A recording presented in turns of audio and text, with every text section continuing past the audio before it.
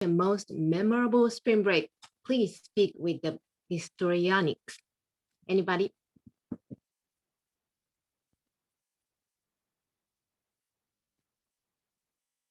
Spring break, most memorable spring break.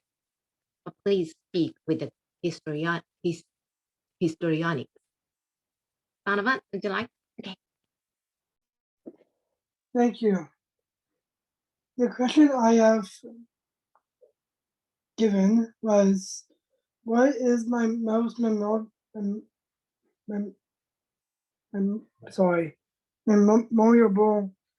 spring break? Well, one of the years of spring break, I went to California with my mother. That is where my sister lived for a year. The reason why it was fun and memorable was because it was the time that we were in California. There was a lot of things to do. The beaches, the park.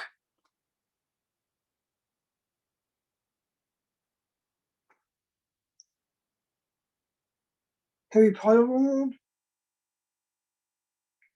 So that is one of the most memorable ones because I was with my sister, my little nephew, and everything was just so much fun. Back then, I was younger, I was more excited about things.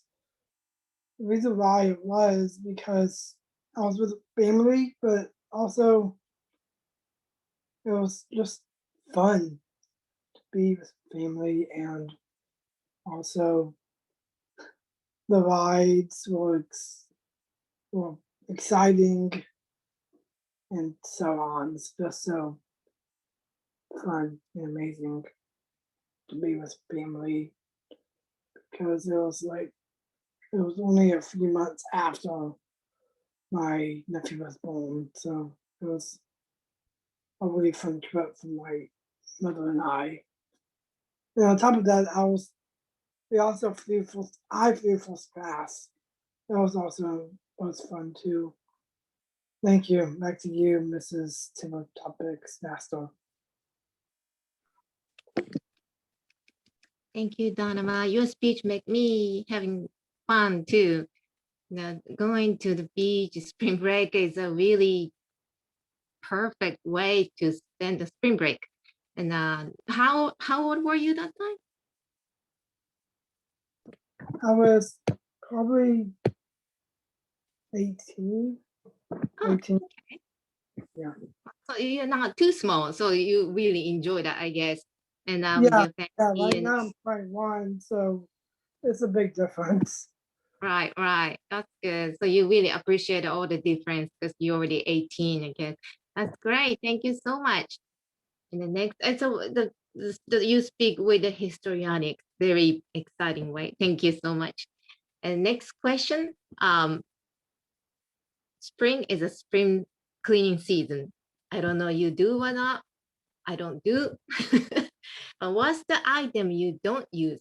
You don't need any longer, but I'm sorry, what's the item you don't use? You don't need any longer, and you know you should get rid of, but you cannot let go.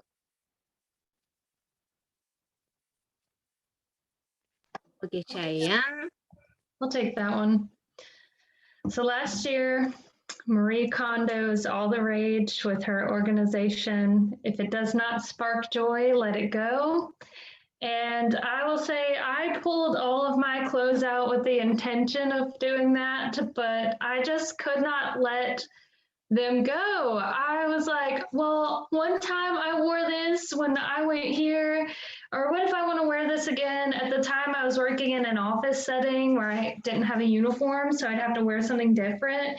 I'm like, oh, I could wear this the one off day where I don't know what to wear. And I would still just wear the same thing over and over again. I usually wear black and gray and sometimes white, usually not.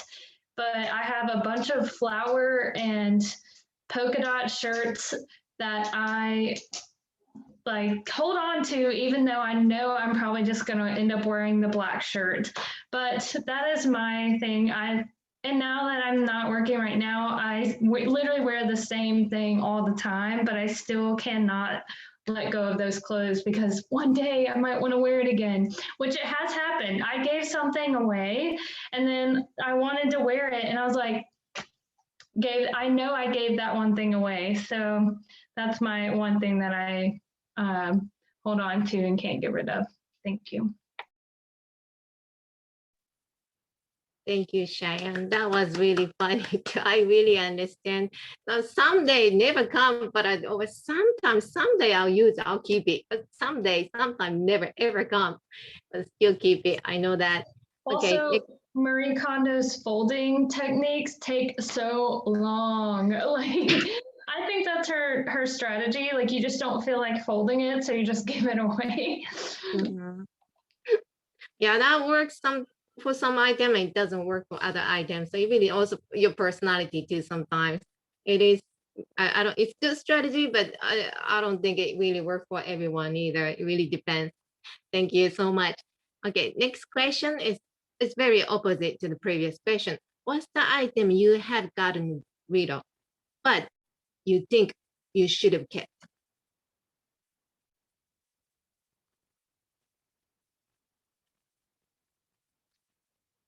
Anyone? Okay, Kyler, please. All right. Cheyenne's gonna time me here real quick. So I have a good example of that recently. We were going through our garage and getting rid of stuff, and somebody, so the house that we're in they painted it like a weird kind of brown color. It sort of looks like the Walmart color, you know what I mean? Or like like the Foley Walmart. Definitely makes you think of that. I don't know what it is, but it's not, like I said, it's definitely not a color we want to leave. So naturally I see all this extra paint and I'm like, well, we're never going to paint it this color again. So I start throwing it all out and I get rid of all the paint. And then a couple months later, I get like a window installed. I need to paint around the window. And of course, all the paint that I would need is gone. And we haven't had time to pick out a new color yet. And I don't want to repaint the whole house right now. So I'm there trying to like match the colors the best I can. And I'm kicking myself because normally I hold on to things too long. And the one time that I like actually get rid of it, I need it. So back to you, Toastmaster, or Table Topics Master. No one suggested to keep it just in case. Well, I know, Kyla, that's the life. Sometimes should I get rid of it or should I keep it? But get rid of it. And next day, I really need it. I really, really need it. And I guess that's the life that really happened. Okay, next question is, what's the most valuable item you got in the garage sale? The spring cleaning and garage sale. What's the most valuable item you got in the garage sale? Or if you've never been to the garage sale, what's the most valuable used item you have had?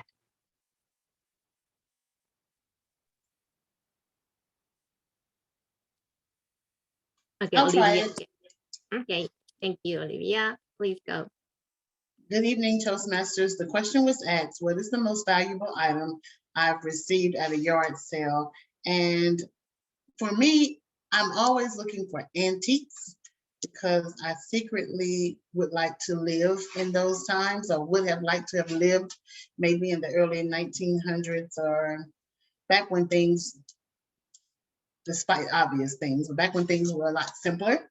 So I picked up a purse that I knew was a wooden purse, and I knew that the purse had some value to it. So I asked the lady, was she sure that she wanted to sell it for $3? Because the last thing I wanted to do was, you know, make some money off someone's misfortune or off of them giving me a price that was way less than what the purse was worth.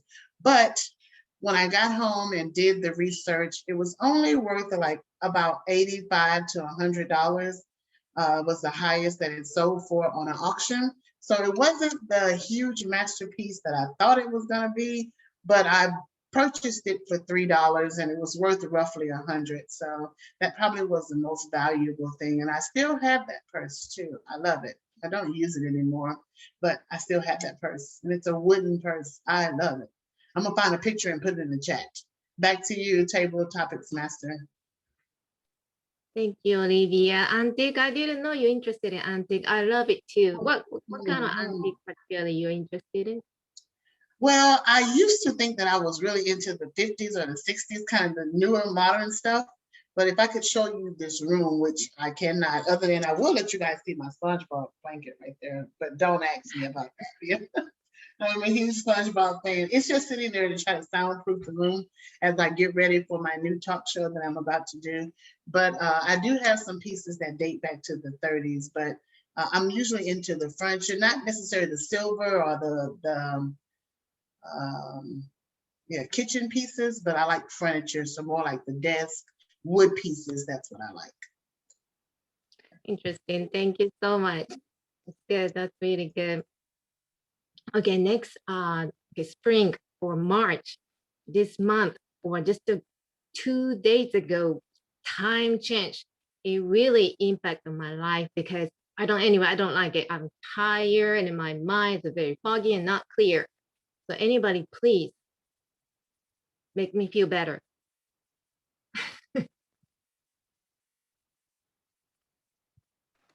Okay, Carrie, I don't know if this will make you feel better, but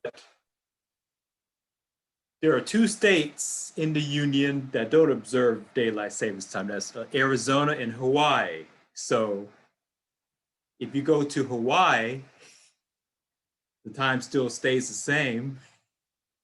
If you don't like changing the time. And also one of the US territories, I think Puerto Rico, they don't observe daylight savings time. During standard time, they are 2 hours ahead of us, but during daylight savings time, they're only 1 hour ahead of us. So one of those places may help to cheer you up because they don't change time. Back to you, Topic Master. And one more thing, you don't have to go through histrionics of over the time change. Thank you, Maurice. Actually, that really makes sense because in March, I remember, I forgot which year, but I went back to see my family in Japan. So I went to Japan. I spent March in Japan, or I'm probably in forward. Anyway, time change season, and came back to the US. It's really nothing for me. Just 1 hour different. Anyway, time different, and so time change, jet lag, whatever. So it really works actually. Change the place to live, or not necessarily change the live, but even 1 week traveling or something, it really works. So what you said is it really makes sense to me. Thank you, Maurice. Okay, next, also time change because I really don't like it. First March, I remember in the US, I was still international student and I didn't have a transportation or car. So I had to walk everywhere, miles and miles. And I went to probably camera shop or really certain store, walk for 3 or 4 miles. I remember that. And back then it was still in April, so it's much warmer than now. It's almost hot. And walk 3 or 4 miles. And finally I got the place. And it closed because I forgot the time difference. And I didn't know much about the time difference anyway, because it was the first March in the US. And do you have such a really mistake or any episode about time change? Please share with us. I think I'm the only one that hasn't gone. I'll go. All right, David, please. Good evening, everyone. The question is regarding the time change, which happens twice a year when we lose an hour or gain an hour. Do I have any stories about that, about mishaps, such as Carrie's, where she went to go to a store, but because of the time change, the store was already closed? And actually, I do. One time I remember I went to work and all of us are at work except for one guy. He didn't show up. And we're supposed to be at work by 8 o'clock. So 9 o'clock comes and he comes walking in and he's like, hey guys, what's going on? And everybody said, why are you late? And he said, I'm not late, it's 8 o'clock. And he had no idea that the time had changed. He was a little bit flaky anyway, but he didn't know. He didn't watch the news. He just came in. And actually I have one other story. It's not really a time change, but it's the funniest thing. A friend of mine at work, once again, we work till 5 p.m. So at 4 p.m., he gets up and walks out of the office and we think he's going to the bathroom and he gets in his car and he goes home. And then he calls us about 20 minutes later and he's like, I don't know what's wrong with me. I thought it was 5 o'clock. I just left. And so that sort of thing can happen. And it's not the end of the world, I think, but it does show that attention to detail is an important thing. So I try to always make it a point to be on time and to pay attention to the time. But these things do happen. And I think there's a lot of talk about wanting to do away with daylight savings time. I think the majority of Americans anyway are in favor of doing away with it, but so far that hasn't happened, but we'll see. So I guess we'll have more misadventures in the future. Back to you, Miss Table Topics Master. Thank you, Davey. I'm glad you have some kind of funny stories, just like me, because you're a very on-time person and you usually don't get late. And so I'm happy to hear from that. I'm happy to hear that from you. Thank you so much. And then do we still have a time? I think it's about time to, is anybody not done one yet? I think we I can. guess we all make a speech. Yes. So it's 7:25. So we could go ahead and move on, I guess. Thank you, everyone. Thank you. The next portion of the meeting is going to be the evaluation portion. First, I would like to go ahead and call up the grammarian, please. Thank you very much. Grammarian's report. I did not notice any misuse of English language. And the word of the day, histrionics. From what I heard, I used it once and Carrie used it at least twice. And that is unless there's anyone else who used it, that is my grammarian's report. Thank you, Maurice. The next part will be on the all council. Will the all council please unmute themselves?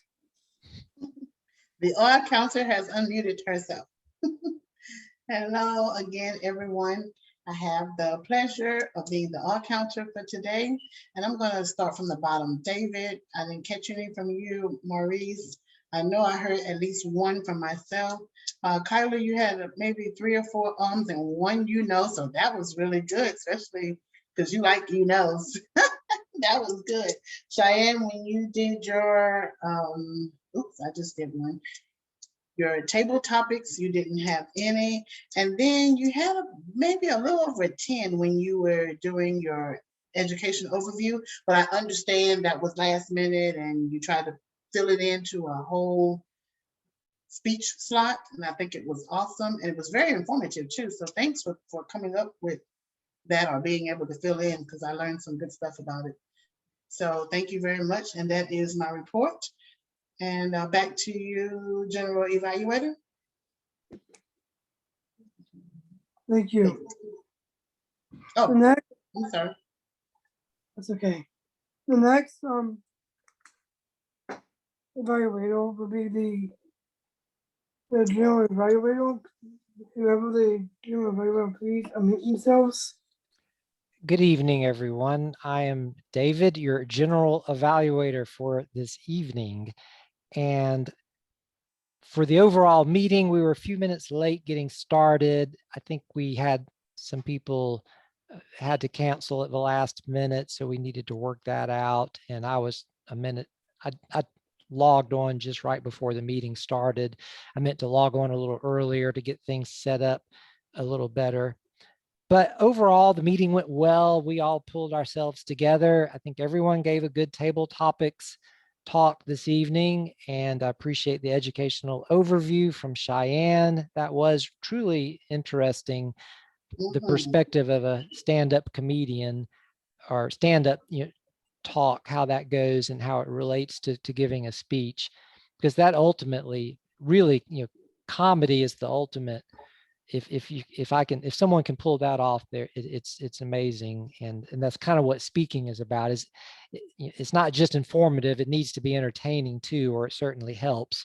So that understanding it from that perspective is great.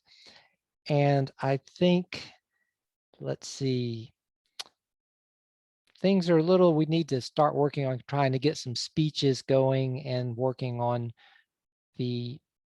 our pathways and things. And I'm certainly guilty of that at this point as much as anyone. So, but hopefully we'll have a little bit better organized and a fuller agenda in the future.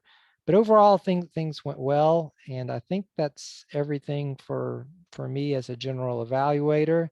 So do we have, did we get the grammarian report yet? Or I think we did. So we've gotten all the, okay.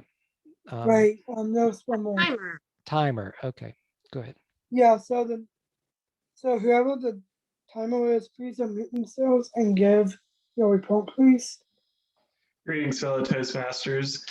We did a good job staying on time this evening, starting with Cheyenne's education overview. She had 7 minutes and 10 seconds.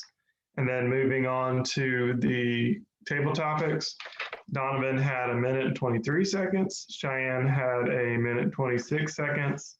Myself had 1 minute and 30 seconds. Olivia had 1 minute and 25 seconds. Maurice had 1 minute and 30 seconds. And David had 2 minutes and 22 seconds.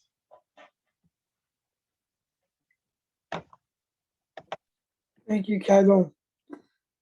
The next portion of the meeting is I'm going to relinquish the lectern to the acting president. David, will you please unmute yourself and go ahead and do what you need to do? Thank you, Donovan.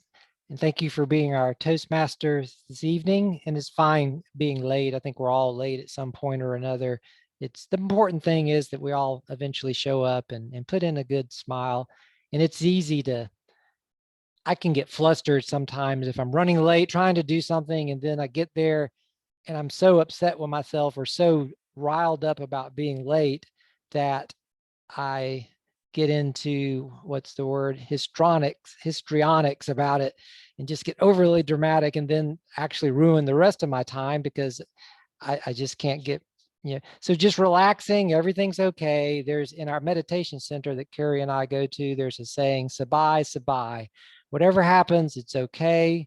We'll get through it. And we do, and we did. So I think we've had a good meeting. It's a little early, but we didn't have any, other than the educational overview, we didn't have any prepared speeches, but I think we had a good meeting overall. And honestly, I don't really have anything else to say, strangely enough. So I don't have a stand-up routine ready yet. So otherwise I would go ahead and spring that on you, but looking forward to Olivia's talk show debut. That'll be really cool. But it's good to see everybody this evening. Does anybody have anything I don't think we had any awards for this evening. And let's see, I think that pretty much covers everything. Does anybody have anything else before we close? We can close early if we'd like. I think Carrie could give us a few minutes of her stand up so we can, not Carrie, I'm sorry, Cheyenne. So we can just make sure you're ready for when you go back into the, to the stand up spot. You can do it. You can do it. There's so much profanity and inappropriate things. I can't have record of that, recorded record. Golly, I can't believe it. You? I don't believe that. I'm joking. That's a joke. I think one of my favorite comedians is Stephen Wright. There's something about his delivery that he is just so monotone, but at the same time, it's just so hilarious. So who's your favorite comedian, Cheyenne? I have so many. My favorite female comedian is probably gonna be Eliza Schlesinger. She is hilarious. She has 5 Netflix specials if you want to watch them.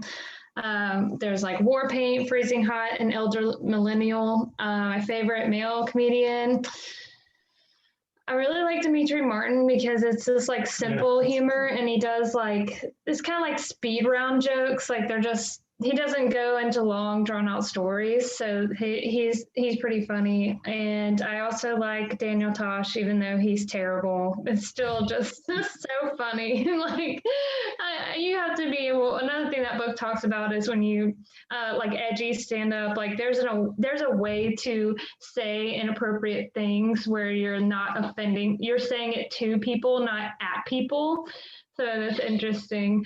This book would be good for anyone, like just take everything it says and apply it to speeches. It's just very good. I mean, if you're saying like, you know, giving disheartening news or like health speeches where you're telling people to stop eating that, like there's a way to deliver bad news, inappropriate thing, whatever, with a way where it doesn't come off as offensive.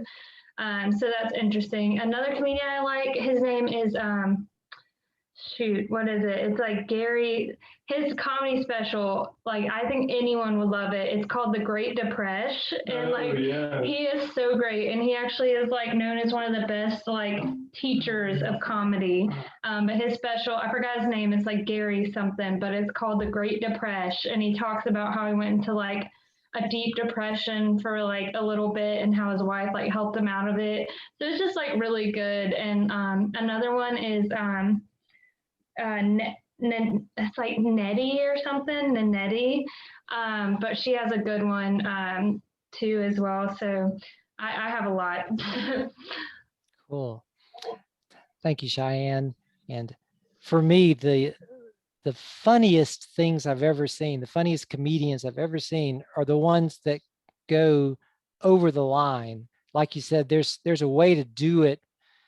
I mean, it's still offensive to some people, of course, but and sometimes it's funny, like if the audience laughs, but then you can tell they feel guilty about laughing because it's like, I shouldn't laugh at this. This is horrible, but at the same time, it's funny. So, and I think some of those techniques really do apply to you know, to giving a speech like in Toastmasters or anywhere else.